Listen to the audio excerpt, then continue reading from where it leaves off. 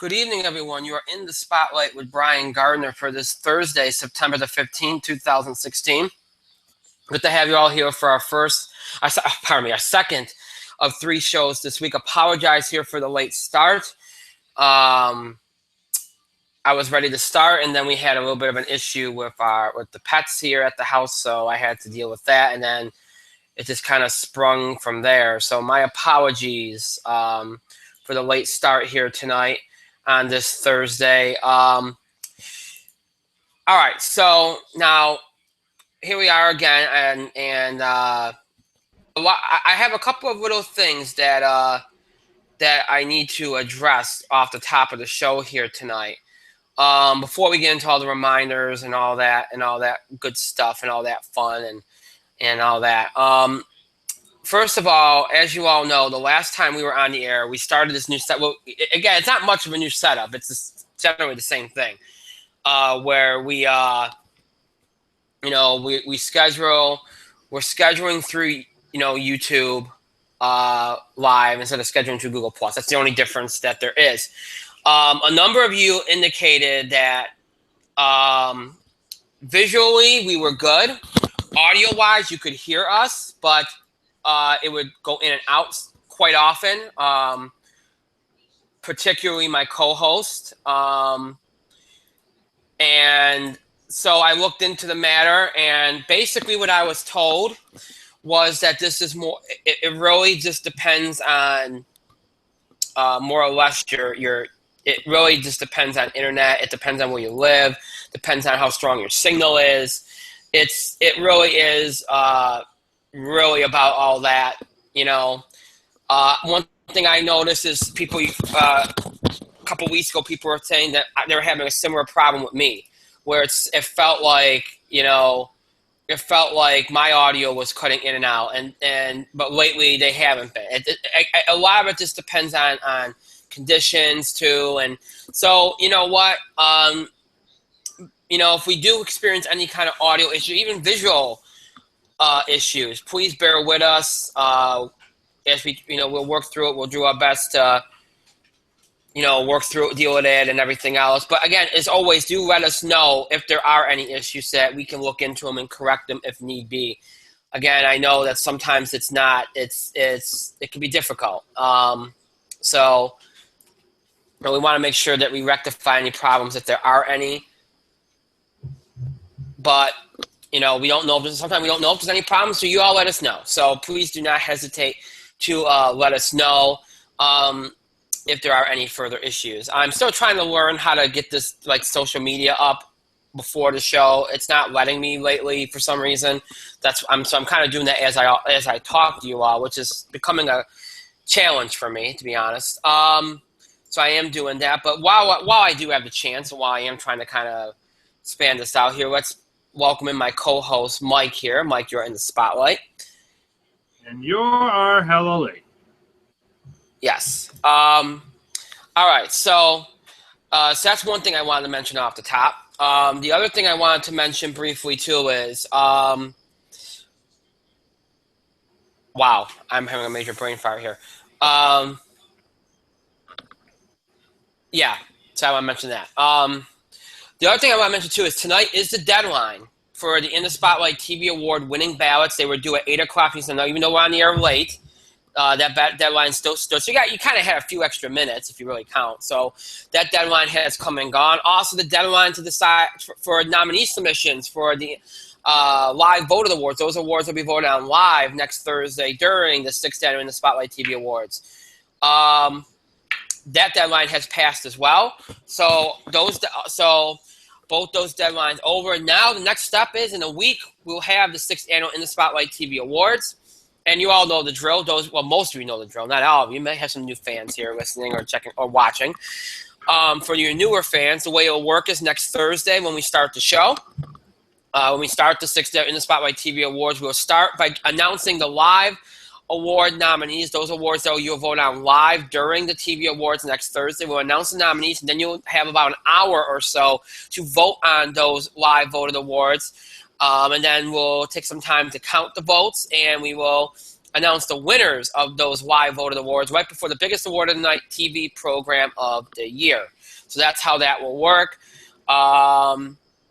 So we look forward to next Thursday. It's one of our bigger shows of the year. So we look forward to that. Should be a lot of fun next Thursday. I have another little announcement pertaining to not only next Thursday, but also next Tuesday. But before I get to that, let me remind you all the ways in which you can interact and contribute to our show. Have your voice heard by emailing us at itspotlight411@gmail.com. You can also follow us and tweet us at itspotlight411. Please remember to use the hashtags, hashtag itspotlight411, hashtag ITS5, that one's our 5th anniversary on the air hashtag, or if you'd like, you could use your own hashtag, maybe depending on what we're talking about. We're talking about movies, hashtag ITS Movies, TV, hashtag ITS TV, or you can create your own hashtag.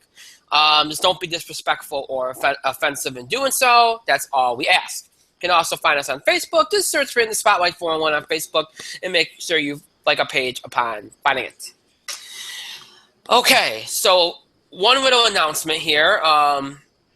And you know what? Maybe this is just the kick in the butt we need because I kind of wanted to do this for a while because 8 o'clock is very, very hard to do.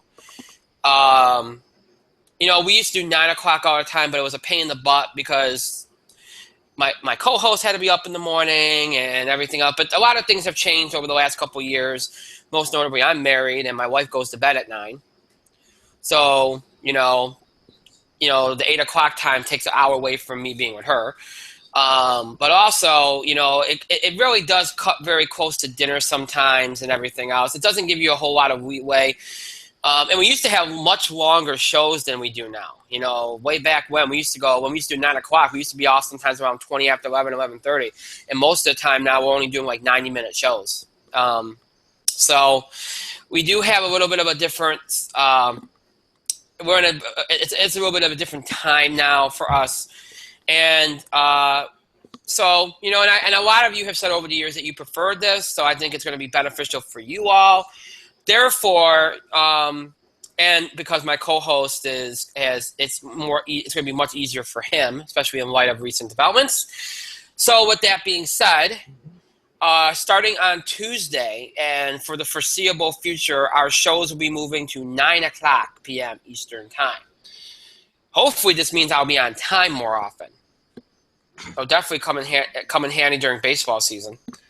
I'll tell you that much. So 9 o'clock p.m. Eastern Time starting next Tuesday, which means the In the Spotlight TV Awards next week will start at 9 Eastern Time. Although I'm going to be honest with you, I am toying with the idea of starting a little earlier maybe, but we'll see. Maybe like 10 minutes earlier. I don't like to do like 8:50 p.m. or something like that. People might say, like, wait, what's 10 minutes going to do for you? It might do a lot. I probably won't. But I've thought about it just to get some of the other stuff out of the way before we start doing like the big awards. But, we'll see.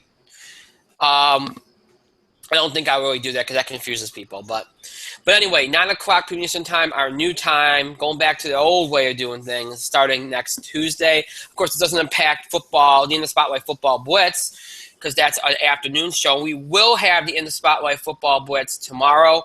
I've said 2:30 p.m. Eastern Time earlier in the week. Going to make an amendment on that. We're going for 3 o'clock p.m. Eastern Time tomorrow. So stay tuned for that. 3 o'clock p.m. Eastern Time tomorrow for the In the Spotlight Football Blitz. We'll look back at week 1 of the NFL, look ahead to week 2, look back at college football last week, and look ahead to this weekend's big weekend in college football. We'll do all of that on tomorrow's program. So you look forward to that. So 3 o'clock Eastern Time tomorrow in the Spotlight Football Blitz. Next week, as I said, in the Spotlight TV Awards next Thursday, 9 o'clock Eastern Time. Our return to 9 o'clock Eastern Time is Tuesday, and that show will be an interesting show because we're going to do a little bit of everything on that show. We're going to do the box office beat. We're going to have our In the Spotlight Fall TV Report Part 1 starting on Tuesday as we look at what's going to be debuting and returning over the course of the fall, kind of evaluate that. As these shows debut and return, we'll talk about them. We'll do a little bit of sports, probably just baseball, updates on the playoff races.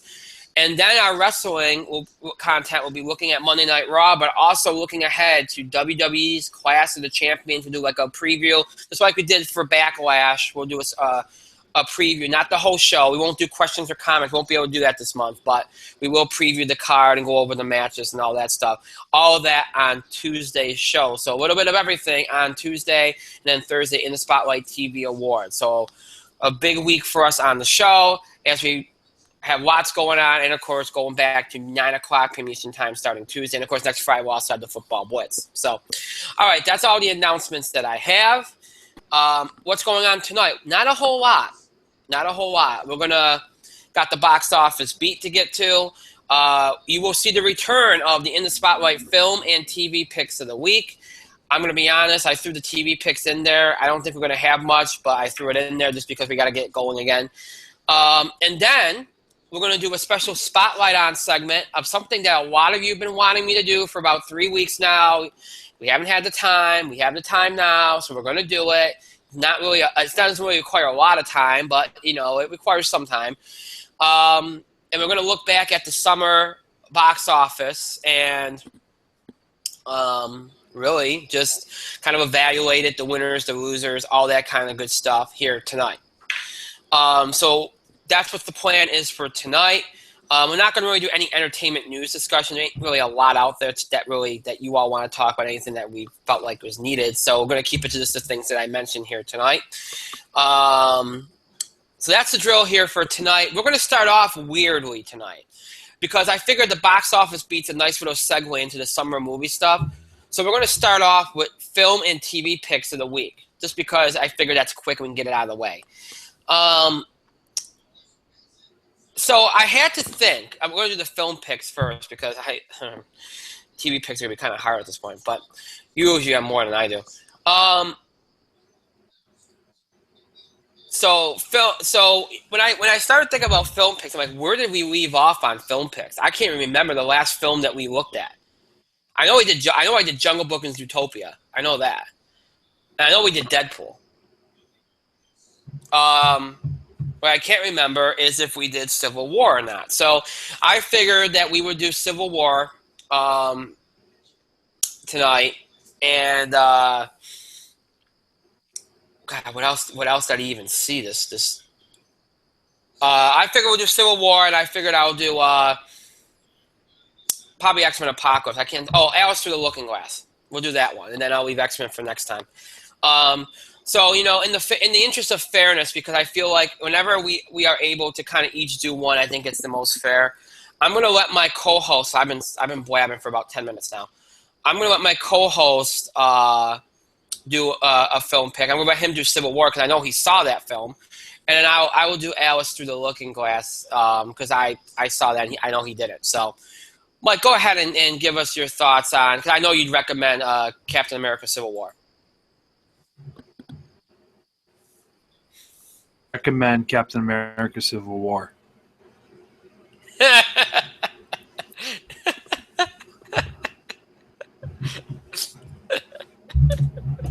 That's it. Really quickly, fine. I will talk slightly more, but I'm not going to go the Brian Gardner level of talking because, sweet Jesus. This felt like the Avengers movie that, even though Ultron was still pretty good,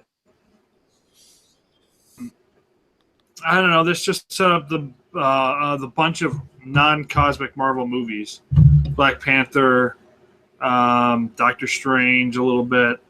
It set up all these non-cosmic Marvel movies. What was Thor doing? He was living in Australia with his new roommate. It was awesome. There's not a whole lot to say. It was really good. The action was great.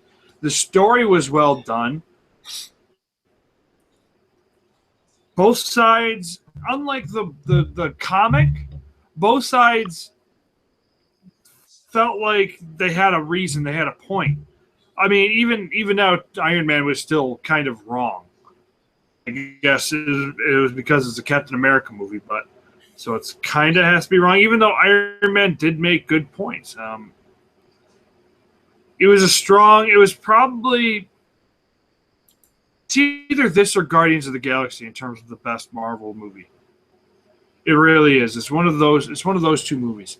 This was just an excellent. It was different than than Winter Soldier, spy oriented. It was more just kind of set up for. It kind of was describing it. It was a better version of Iron Man 2. Yeah. Set up the next part of the Marvel Universe. However, they learned from their mistakes. They told a hell of a story. All the action was great. All the cameos, Ant/Giant Man, Spider-Man, all that was great. Black Panther was really good. Made everybody interested in seeing the Black Panther movie for once. So I mean, it did its job. It was great. Ended Captain America. The acting was great. It was best comic book movies ever. Mm. Can't wait to own Blu-ray, which you can own now on DVD and Blu-ray. Well timed. Well timed. Yes. If you haven't seen it, go buy it. Go rent it. It's totally worth it. It's a great 3-hour movie. Yeah, it definitely doesn't feel like 3 hours. Nice blend of comedy, action, and drama. It really is. All right. I'm gonna. It did the versus superhero movie much better than the other versus superhero movie. Yes. Very true. Despite the similarities in plotline, it's much better. All right. I'm going to recommend a movie that really did not get seen by as many people as it probably should have been, and as expected of it, especially with Johnny Depp in it. Alice Through the Looking Glass. Now, my co-host will tell you that I did not really enjoy the first one as much as many people did. I thought the first maybe 45 minutes of that movie were a real chore to get through, a real bore. And then after that, it's an okay movie. It's not the best thing I've ever seen. I mean, I just think it's more of an experience kind of thing, and it's more like it's fun, but it's just not great, and it didn't overwhelm me. It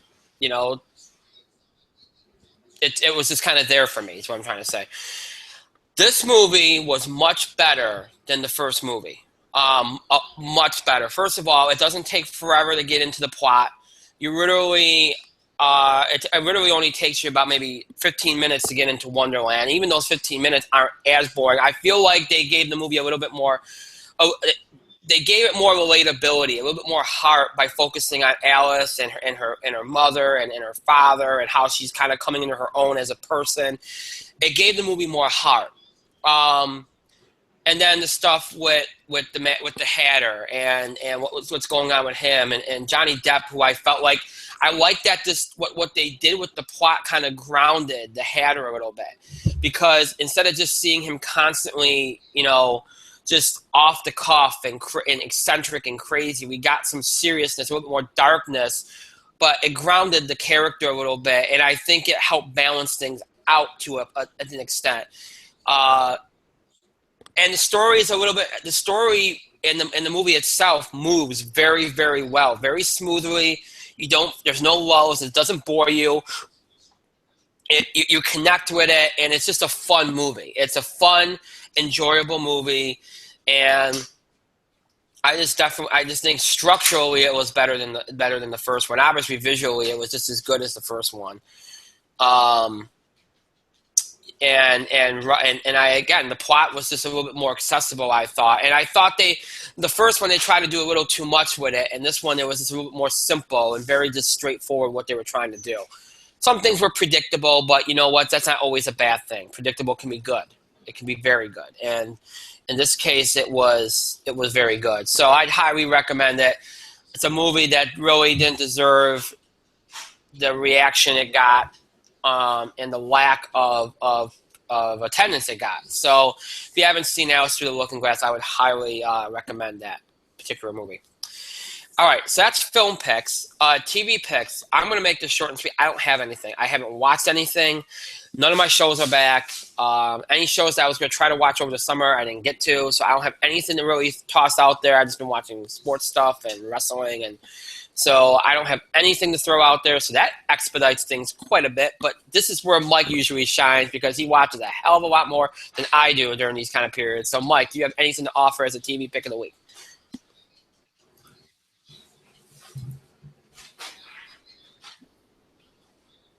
No? Wow. Shock of shocks. Well, here's the thing. Summer television's off now. So That's true. now we're in this lull. We're in the lull between TV, like nothing's on. Right. And I kind of caught up with Preacher. I will say this though. All right, so I guess I do have one. Okay. There is a reality show that airs kind of sporadically on the Travel Channel, and it's called Toy Hunter. Oh, okay. It's by the name of Jordan Hembrow and his team. They kind of go around to digs and people's houses, and they kind of highlight people's collections. And he's a dealer, so he tries to make deals about toys. He could, increase the stocks, like old toys, rare toys, interesting toys. There has been some celebrities who showed up on the show sometimes. Gene Simmons showed up, and it was kind of a appearance. But hey, the little person in Buck Rogers. The little person in Buck Rogers. His name is. He tasked Jordan to come up with a Buck Rogers, like the collection of figures. So it's based on Jordan kind of building his stock for his store and for his convention appearances, and finding these Buck Rogers toys, which he did, and it was a good kind of moment. So it's across as fake as as like something like Pawn Stars. Cross to something as fake as like some of those other shows. It's a really, really good show. Anybody who likes toys and old culture will probably enjoy the show because they do explain the era of the toys come from. They do explain the history of the toy and the companies that made the toy. If you like Star Wars is featured every fucking episode. Is that really a surprise? Among collectors, the original Star Wars toys are among the most popular. But I mean, Jordan is a huge Star Wars fan himself, so it only makes sense when he sees Star Wars. He's like, "Oh my God, Star Wars!" So, Toy Hunter. I think they aired a couple of reruns, and then they aired a couple of new ones. And the new ones were pretty good. So it kind of airs sporadically. Okay. Travel Channel has a set schedule for it. It's weird. It's like when it's on, I tape as many as I can. Yeah. And it aired this week, and I was able to sit down and watch like 4 or 5. It was nice. And finally, WWE superstar Zack Ryder, Toy Hunter, he tasked Jordan him a proton pack.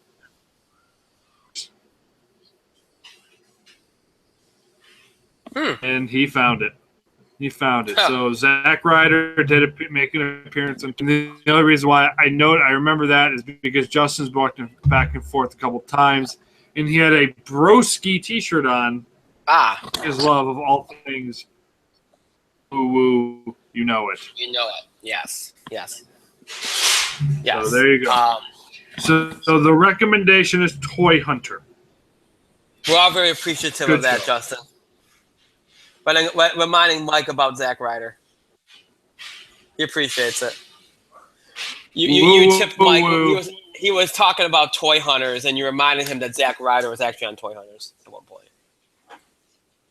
Yes. Always great. Helpful even when he doesn't realize it. All right. So at least you had something to offer. All right, so You're lucky because other than that, it's been nothing. you're right. We are in that lull, and So next week everything comes back next week for the most part, or next couple weeks.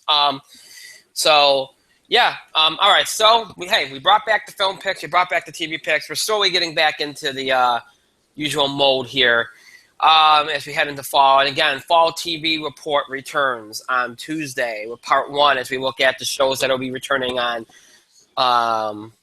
or debuting Sunday and Monday. So, all right. There we go from recommendations and highlights. We go to the box office beat, and it ended up being a higher than average weekend and higher than expected weekend. We shouldn't be really surprised by this because we've seen this time and time again, whether it's in early mid September or early October. We've seen this over the last couple of years. We get a movie that you think is more going to play more to older audiences. It's more of an awards kind of showcase kind of movie, although it's more on the blockbuster side of that, maybe a little bit higher budget than the kind of fare that usually dominates the Oscars lately. And we underestimate it, and then we act surprised every year when it exceeds expectations. And we forget about the fact that sometimes these movies feature actors that do draw. You talk about Argo with Ben Affleck, and now you can add Tom Hanks to that list with Sully, a movie that I think many people thought if it did do anything exceedingly if high at the box office, it's going to be more around 20, 21, 22 million. It ends up making $35 million in its opening weekend. It's got a $60 million budget, and it's a movie. 10.5 million, so it's already up to 56.2 million. So it's already approaching its budget, and we're not even through its first week yet. And it's a movie that did do well with the older audience, but also did well with younger. And here's the thing that I think we all underestimate. This is a fairly recent story. It's based on a story that took place a couple years ago. It's based on an event that took place a couple years ago. An event that was well highlighted and well documented, and an event that really interested a lot of people. And you add in there the performance of Tom Hanks, and Tom Hanks even being in the movie, and what you get is what you and this is what you get. It's a movie that drew very well. It's going to draw very well. It's going to hold very well over the course of the next few weeks. And it's well on its way to doing successful things, and it's going to be a contender around award season more than likely. So and for the box office, it accelerates its build, and it's kind of trying to get out of the end of summer lull. It accelerates it and immediately lifts the whole box office up. Outside of that, everything else was pretty much right on par. When the bar breaks around 14.2, we said maybe 15, maybe 20 million if it did exceedingly well. Hit right around what you thought would hit, 14.2 million. Don't Breathe continued to hold pretty well for a horror thriller movie, 8.2 million, third place. Suicide Squad continued to hold well, 5.7 million in fourth. And then there's a movie called The Wildlife. It made 3.3 million, which isn't bad considering. It's an animated film from Lionsgate Summit. It's already made 24.7 million worldwide. So, and again, very limited release there, but didn't do too poorly. And everything else just kind of fell into place after that. But realistically, because of Sully, a week that could have been kind of, you'd look at it and go, all right, it's better than the last couple weeks. Although Don't Breathe kind of made it a much easier lull period than the box office probably expected. But having Sully do what it did this weekend kind of accelerates things, because even if Sully drops, it's going to drop to probably around 15, 20 million, and that's going to be a much better hold than if it started at 20 and probably dropped to around 10, 11. So it kind of gets the box off. We've already gone from, Don't Breathe at 20 million right back to a $35 million number one movie over the course of the last couple of weeks. So that's a good. The transition is going to happen. The transition back to getting the box office back on track is going to happen a lot quicker now because of Sully's performance. Because the next couple of weeks, you do have some bigger movies opening that should strike a chord and at least pull in around 20 million or so in their opening weekends. So you're kind of beyond the worst of that lull that you usually get. So much improved box office this weekend, surprisingly so. I mean, look, I think we all said if Sully or any of these movies exceeded expectations, if it was high end, it was going to be 20, 25 million. 35 million wasn't something that many of us thought, and that's exactly what happened. It hit 35 million. That's a good first week for a movie, especially this time of year. So kudos to Sully and Tom Hanks, and a good week at the box office. Now, if this is any other month outside of late August or early September, you wouldn't think that way, anymore. But it is late August, early September, and this is a good draw. It's a good draw. So now we look ahead to the third week of September, this weekend's box office, where 4 movies are being released. 3 major releases and 1 limited release. Let's talk about the limited release first. That movie is called Hillsong, Let Hope Rise. It's a documentary from PureFlix, opening 816 theaters, which for a documentary is considered a wide release. It's a Christian film, expected to do very, very well. Christian films have been doing very well the last couple years. You can see this movie pulling in maybe around $1.5 million. I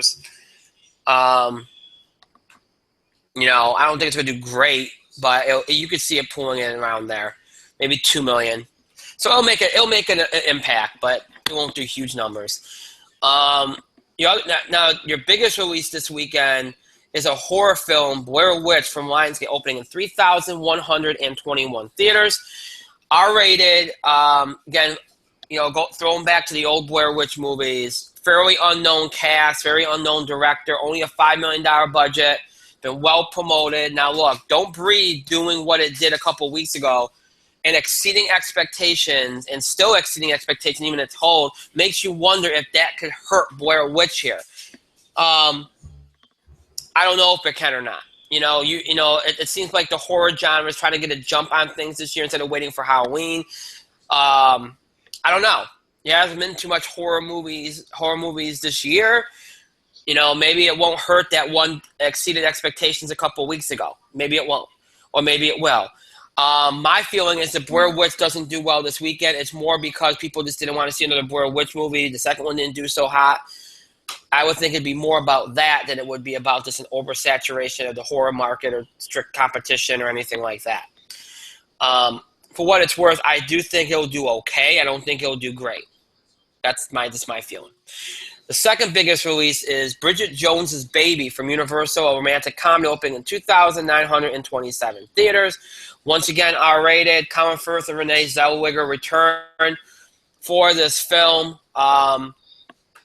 Look, it's been a long time, and this is a film franchise that has its diehard fans. It's going to get the women out. It's got a lot of diehard fans. It's going to do very well. I expected a fairly good opening weekend for it, probably around 20 to 30 million, somewhere in there. It's got a $35 million budget, so it's going to make its budget back pretty easily. I don't expect this to flop.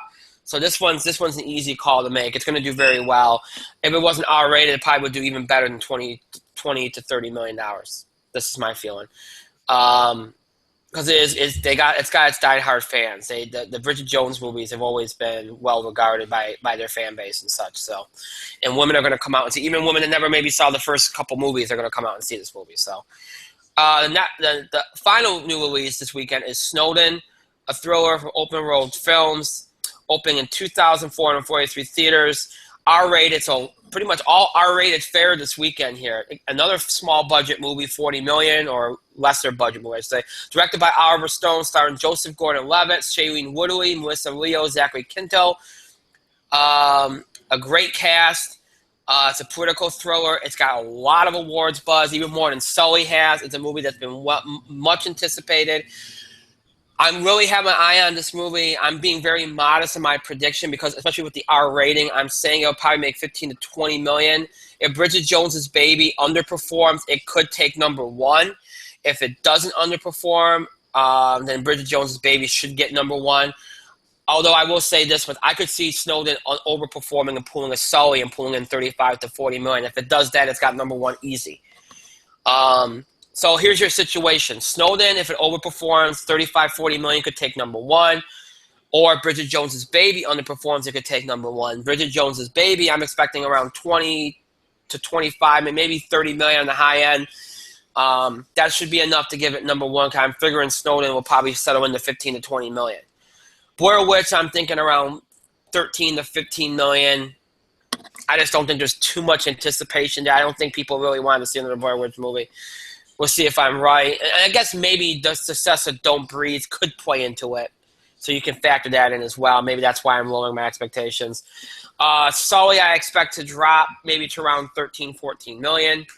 Maybe a little higher than that. Maybe, I said earlier, maybe it could fall in between 15 and 20. But with Snowden, it could probably fall a little lower because they might get more of the older audience Snowden this weekend. So I think what you're looking at is number one probably being Bridget Jones' Baby, though Snowden can get that. Snowden in second. And then I'll say Sully will edge out Blair Witch, get third, Blair Witch in fourth, and then you go from there. But you should have at least 4 or 5 movies over 10 million this weekend, which is good for this third weekend of September. And then Magnificent Seven and Storks coming out next week. Things should be really back up and going again at the box office next weekend. So, Mike, anything to add in regards to the box office? No. I don't know. It's been doing better than normal. Much better than normal, yeah. So, but other than that, no, I don't really have too much to add. So, Okay. Good for still a draw. Yeah. So. All right. So from talking about post-summer box office, now we're jumping back to summer box office. As we always do, our summer box office report.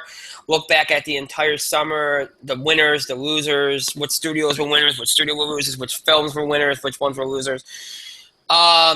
First of all, I think one of the themes that we'd be remiss if we don't open with this. One of the themes that we talked about all summer, and it just kept rearing its ugly head, was underperforming films. Constantly underperforming films. And I should probably say that with an asterisk because it was underperforming by the standards of people, the impossible standards by a lot of people, various critics, just general fans, setting impossible expectations for some films. Now, look, I understand last year we had a very historic summer. A lot of movies exceeded expectations, from Jurassic World to Straight Outta Compton. You know, there was just Pitch Perfect 2. There was just an exceeding amount of films, excessive amount of films, I should say, that exceeded expectations last year. And that drove profits up. Universal alone, Universal's profits, they couldn't believe how high they were last year. And then you see what Star Wars did in December. And I think everybody, and then it carried through with Deadpool doing what it did, and then Zootopia and Jungle Book. And even Batman versus Superman, which, was panned by critics and fans, but still pulled in a high number. You go into the summer thinking we're going to have a huge summer. And you really did have a good summer. It was just more of a conventional summer. The big movies that people expected to do huge did. Maybe they didn't do as huge as people thought they should have. But again, I think people's expectations just got out of control. You look at a movie like Captain America Civil War. Now, many people, they thought it should have done better. What was wrong with what it did? It made $1.1 billion. What's wrong with $1.1 billion? Exactly. But so what? I mean, everything is compared to the first Avengers. You know, that was a special circumstance. That was the first time. I mean, it's going to make more. Finding Dory, for many people, which domestically is the #1 movie of the year so far, beating Captain America. For many people, it didn't do as well as it had hoped. It made $951 million worldwide. Secret Life of Pets was the one film that everybody agreed, did about what people expected. Everybody thought it was going to be a big hit. It was $790 million worldwide, which is right about what people thought it would do, like the Despicable Me movies and such. So that one nobody really complained about. For many people, X-Men Apocalypse was a disappointment. But again, I point to this. It made $543.5 million worldwide. I don't know how that's a huge disappointment.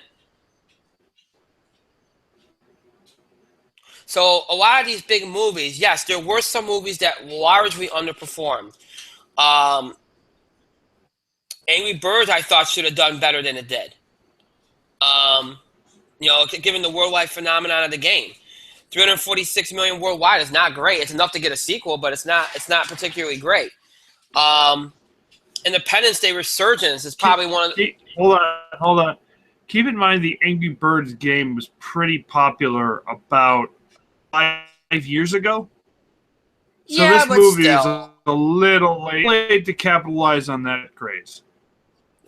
Fair enough. Speaking of late to capitalize, too. Yeah. And that was one of the bigger disappointments. If you're looking for a loser, there's one of your losers. A movie that, really was 10 years past its sequel time, if you think about it. It still made $384.9 million worldwide, so they'll probably go through and just do the third movie regardless. But, still, it was. I mean, look, it made $103 million in this in America, domestically. One of the movies I thought was going to be the flop of the summer, Legend of Tarzan, made 126.6. No, it didn't do great, but the 356.6 million. I hate to say it, but it did pretty well. But still, I mean, what does that make Independence Day feel like? Ghostbusters, very poor, 126.9 million domestic, 226.6 million worldwide. It's a profit, not a big one. Teenage Mutant Ninja Turtles, Out of the Shadows, 82 million domestically. Not very good. Worldwide, if I can ever get it to pull up, 245.1 million, not great. Alice Through the Looking Glass, we mentioned earlier, 77 million domestically. 296.8 million worldwide. Again, not great. So some of these movies just barely made a profit if they did. Now, I know people are going to point to some other movies like Star Trek Beyond. Look, Star Trek movies have always been one of those movies that ebb and flow. Sometimes they do great, sometimes they don't. $319.9 million worldwide on a $185 million budget. It's not horrible. It's not great. I mean, you could, if you want to put in the loser category, you could, but, Jason Bourne is there. 159 million, 390.9 million worldwide. It's not bad. It's about middle of the road. A real winner was Suicide Squad. It seemed to not be affected by Batman vs. Superman. It's made 701.3 million worldwide so far. I mean, that's great. It's great for a spin-off movie. Essentially, it's great. Central Intelligence we all thought it'd be a hit, but it was a big surprise. $215.2 million on a $50 million budget for that comedy. But again, Kevin Hart and The Rock. So not really that surprising.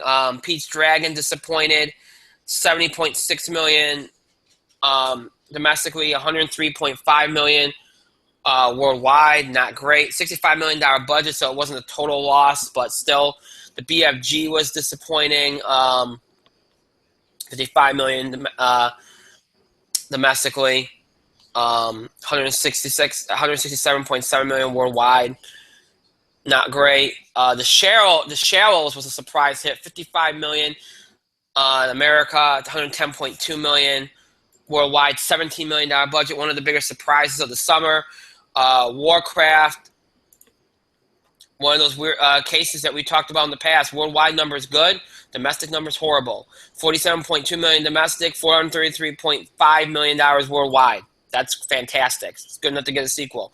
The Huntsman Winter's War was kind of a flop. 164.6 million, not going to get it done. The Neighbors 2 Sorority Rising, a flop. Thankfully, its budget was kept in check. It's 107.8 million, so it probably made some profit, but not a lot. Ice Age Collision Course was kind of a disappointment. Its worldwide total is going to kind of help it. 396.9 million gives it some kind of profit, but it's the last one, so I think they'll take it. Now You See Me 2 for many was a disappointment. I don't really think so. Wasn't as, again, 331.4 million worldwide. That's pretty good for that movie. So, I think we could sit here and talk about movies that, we all thought would do better, would have a bigger opening weekend, or whatever the case may be, have bigger overarching numbers, and for whatever reason they didn't. Whether it was the competition, whether it was the timing, whether it was piracy, whether it was people just being, the oversaturation. We can make up a million different things. But here's the thing. The bottom line is, anytime, and this has been proven in the past, anytime that we have a summer box office like we had last year, a historic year where we get tons of hits, movies exceeding expectations, breaking records, and it carries through to the end of the year, and then it carries through into the year, in the early part of the year. When expectations are high and you're coming off with so much momentum at the box office, people get out of control with their predictions and their expectations. And they raise them to a point that's just not possible to be met. Maybe once in a while they do get met, but very rarely do they. And some of the predictions and the expectations for some of these films that we had this summer were completely asinine and ridiculous. It was just ridiculous. You were setting these movies up to fail, and that was the narrative all summer. Nothing aside from Civil War and Finding Dory and Secret Life of Pets and a few other films. Nothing was really in many people's minds what it should have been, or a hit, or a true blockbuster, because the expectations weren't met. Well, if you're going to sit there and you're going to put expectations in the stratosphere for some of these movies and not even acknowledge the competition, not even acknowledge the fact that people only have so much discretionary income, not even acknowledge the fact that, if you're going to have a great first half of the year like we did at the box office, eventually it's going to balance itself out. Not even acknowledge the fact that this summer was one of the hottest on record. This summer was one of the sunniest on record. We had, in many parts of the country, it barely rained for most of the summer. So if it's not going to rain, you're not going to, let's be honest here. It's just going to be beautiful. It's just going to be sunny weather. People are going to be outdoors. They're not going to be going to movies, whether it's a summer box office or not. If you're not going to acknowledge all those facts, you're going to be unfair and ridiculous about it. You're not really looking at the big picture and not looking at the whole picture. And that's the bottom line. There were a lot of winners this summer, and there were a lot of losers this summer, just like any other summer. The big movies of this summer, for the most part, hit their targets. Civil War hit its target. Finding Dory hit its target. Secret Life of Pets hit its target. Central Intelligence barking at its target. What? Your dog's barking at its target. Yes. Central Intelligence in a lot of ways hit its target. Now You See Me 2 did. There were some surprises. The Shallows.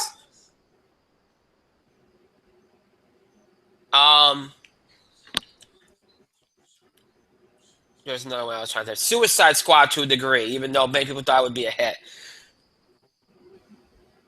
I'll say Legends of Tarzan because I didn't expect that movie to do as well as it did. Sausage Party was a surprise. Even though you thought Peep Curiosity might help that movie, and it did. There was disappointments, there were. Ghostbusters, Independence Day, Pete's Dragon, Alice Through the Looking Glass, and then everybody that fell in between. If you're looking for a studio that aced it, the same studio that aced the first half, the winter and the spring, Disney. Finding Dory. They weren't without their failure. Oh no, they had their failures, but then they compensated with the two biggest movies of the summer. So it kind of evened itself out, and then hey, but if you're looking for somebody outside of Disney, Warner Brothers has to be ecstatic with Suicide Squad, despite all the negativity. They got putting it in the first week of August was saved their ass, big time. And Central Intelligence exceeded expectations. Legend of Tarzan pulled out a rabbit out of the hat. So they should be happy. Disney, Finding Dory, Captain America, Jungle Book, Zootopia, Point of Vista. Those are this year. Top 3, and then 10. So they have 4 of the top 10. Fox also had a pretty good year. Deadpool, X-Men Apocalypse, and Kung Fu Panda did pretty good.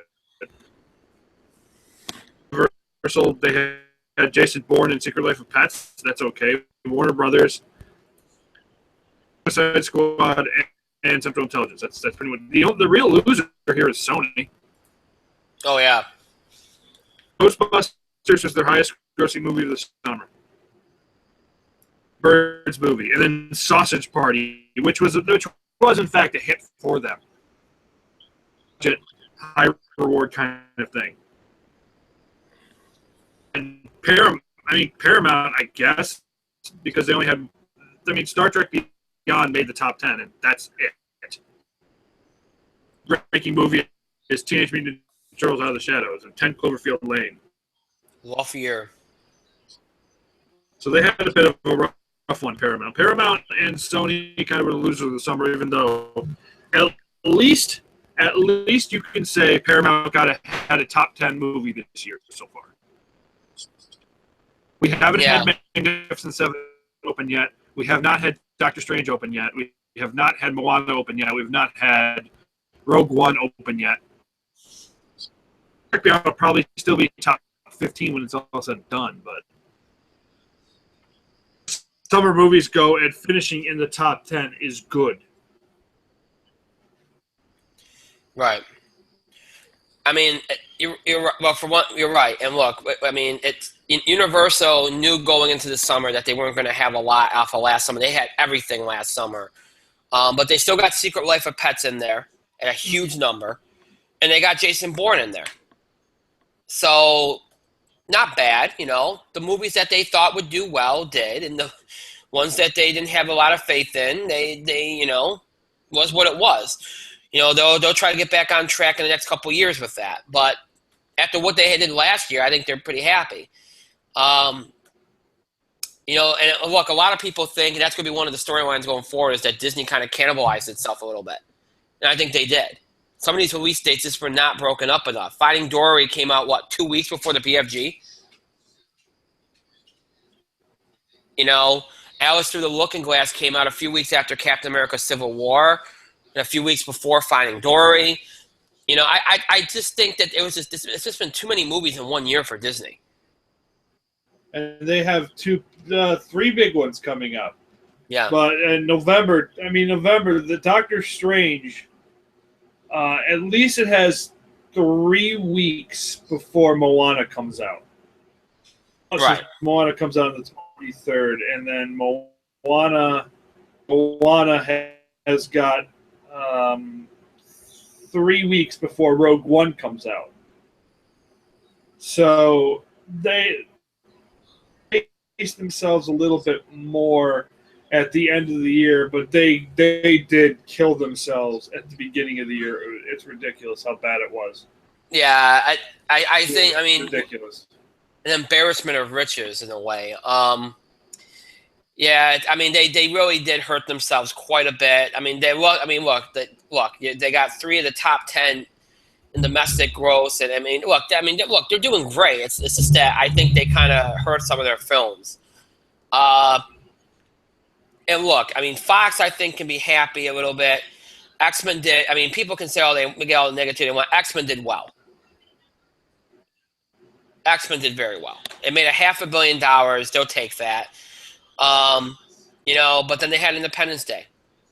So, I think at this point, but Independence Day kind of salvaged it with the worldwide growth. So you know what? I think they should be okay. They're modestly happy about that. Paramount's the one that's really, I mean, outside of Star Trek,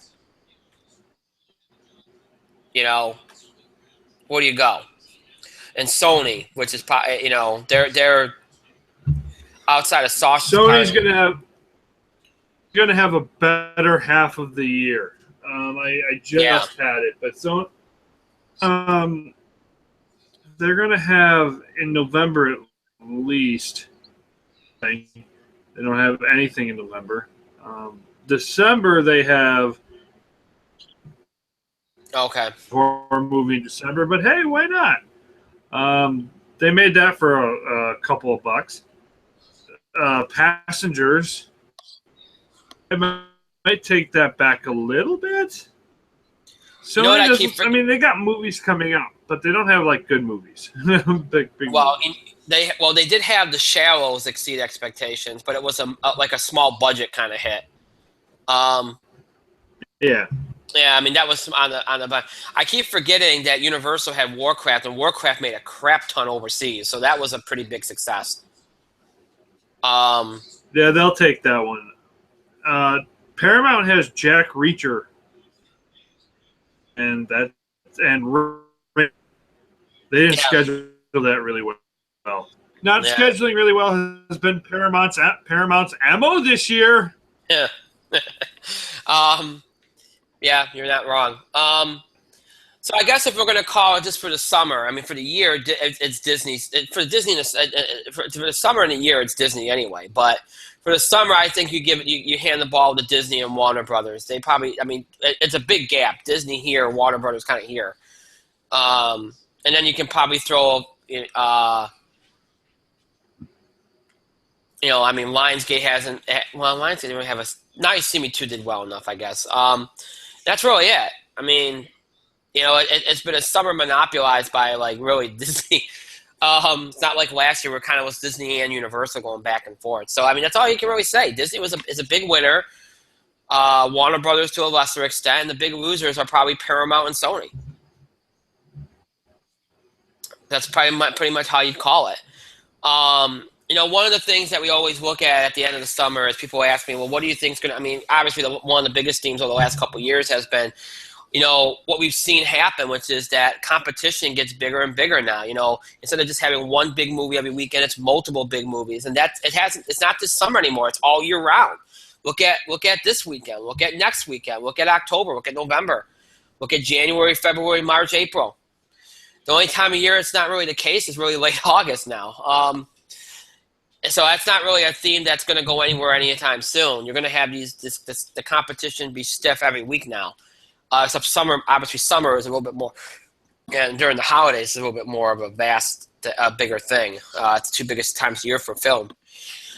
But if you're looking for something that I think, it's going to carry over. Look, the whole idea of this, like I said, it's been the theme of the summer. Is people looking at all these movies saying they underperformed, it was a bad summer. Look, it wasn't. It was an average summer box office, all right? It really was, just that people's expectations were just too high. People's expectations after the summer we had last year, after the holiday season we had this year, and after the winter and spring that we had at the box office, all the big hits, people's expectations were just too damn high.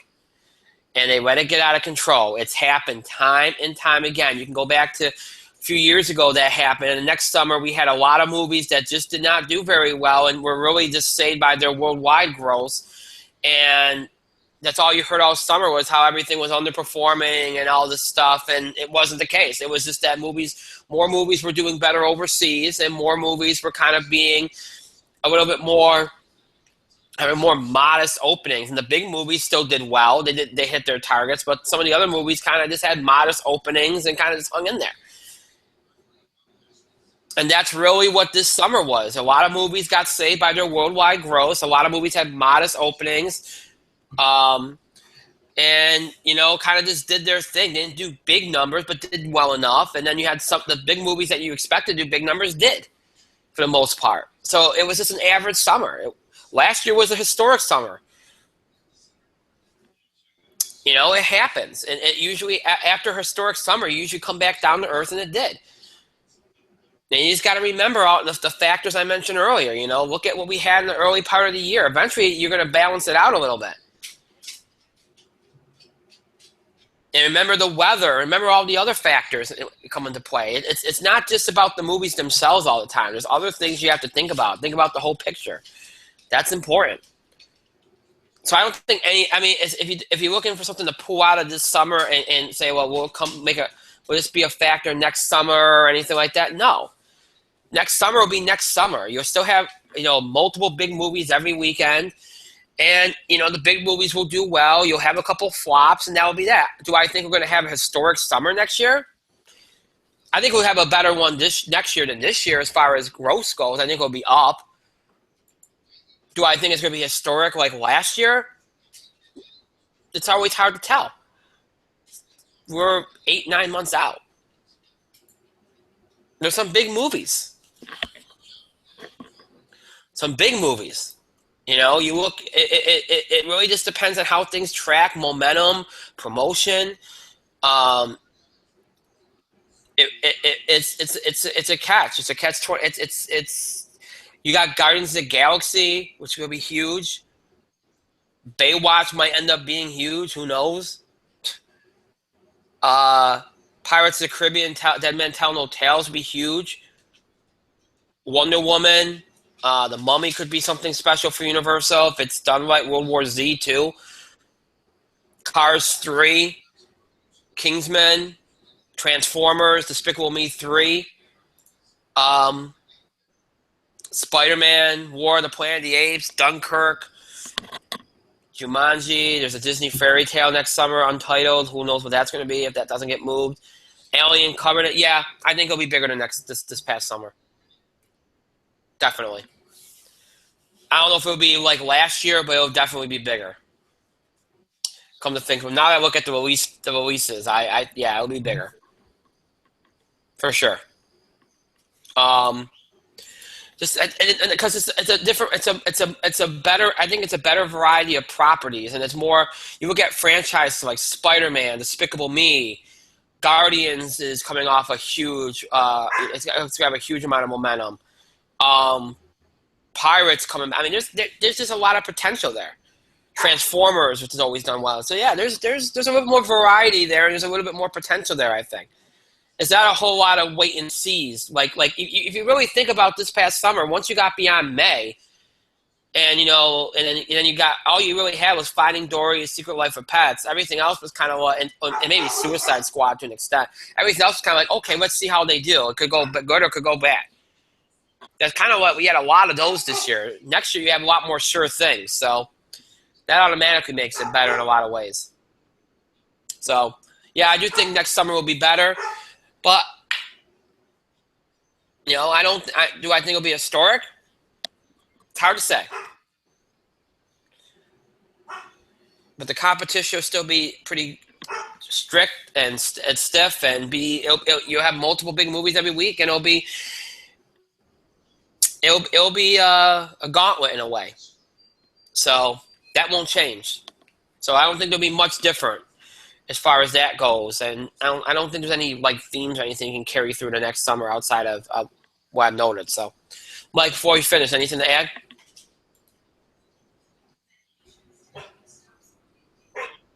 Mm-hmm. 2017 is the year of Guardians of the Galaxy Volume 3. That's the movie year. Prediction. I would tend to agree with you. I would tend to. In fact, I think Guardians didn't get to $1 billion the first time. It's getting to $1 billion this time. It's getting there easily this time. All right, so we got through everything. With that being said, we are done for the night. As always, just because the show is over does not mean you have to stop interacting or contributing to our show. Continue to have your voice heard. You can send us your feedback, your questions about the show, scheduling of the show, reactions, comments, or opinions on things we said on the show, things we talked about, any breaking news items or topics you want to see us cover on the show related to sports, entertainment, wrestling.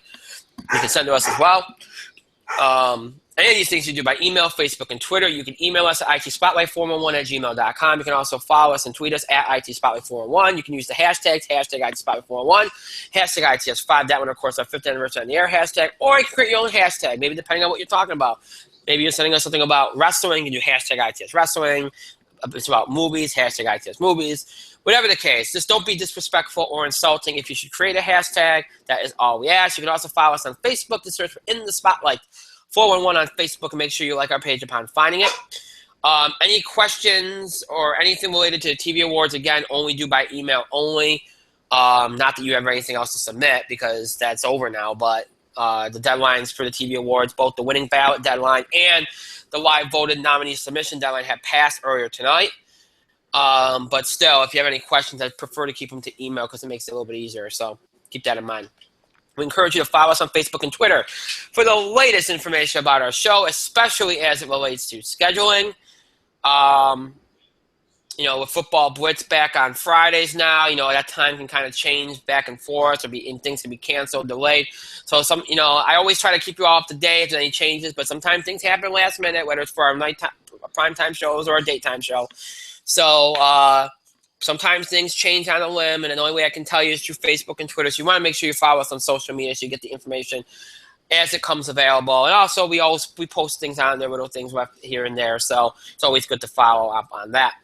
If you'd like to keep up with our shows, you have a number of ways in which to do that. If you're a fan of seeing us on screen and us streaming, and maybe you're only interested in what we produced here on Google Plus and YouTube over the last year, then you might want to check us out here on Google Plus and YouTube and search for In the Spotlight 401. That will give you access to our full channel here on both sites. And you'll have access to every episode we've ever produced for Google Plus and YouTube, which is every episode from from the middle part of October all the way up into tonight's episode. All those episodes are available to you anytime you wish, whether you missed a part of an episode, want to check out an episode again, or catch up on episodes just in general. Whatever the case may be, feel free to check us out here anytime on Google Plus YouTube. Just search for In the Spotlight 411. If you're more a fan of audio podcasting, maybe you prefer to listen to us rather than watch us, listen to us on the go, whatever the case may be, you can check us out on our main host sites, Podbean and iTunes.